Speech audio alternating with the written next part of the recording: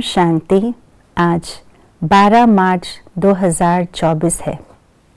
अशरीरी बनने के लिए बाबा ने बहुत सारी युक्तियाँ अलग अलग मुरलियों में बताई है। आज एक विशेष शक्ति का प्रयोग करने की बात कही है, तो आइए जानते हैं वो कौन सी शक्ति है जिसके प्रयोग से हम सहजता से अशरीरीपन का अनुभव कर सकते हैं। मन और बुद्धि कंट्रोल में हो तो अशरीरी बनना सहज हो जाएगा। मन और बुद्धि के लिए दुनिया में बहुत सी शिकायतें हैं। कोई कहते हैं मन बहुत भटकता है, बुद्धि बहुत भटकती है इधर उधर, मन पागल घोड़े के समान है।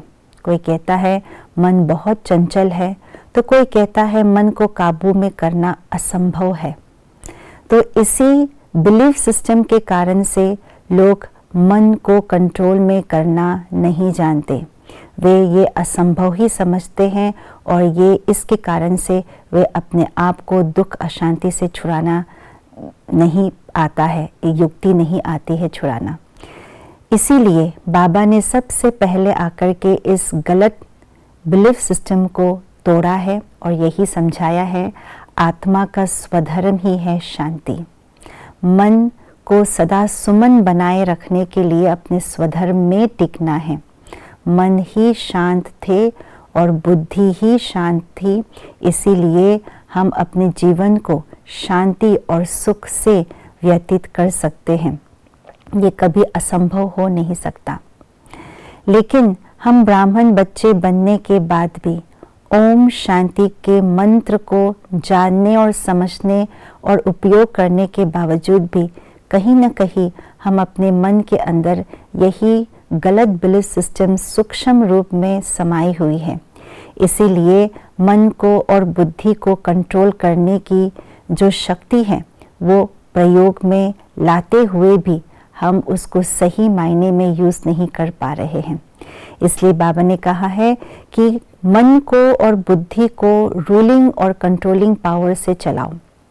मन बुद्धि को रूल करना या कंट्रोल करना, इसका अर्थ ये नहीं है कि मन को दमन करना है, यानी मन में उत्पन्न संकल्पों को या विचारों को हठ से उसको शांत करना है। नहीं, हठ से कभी भी मन के विचारों को, भावों को शांत नहीं किया जा सकता, जिसको लोग कहते हैं शून्य के लेवल तक आ जाए।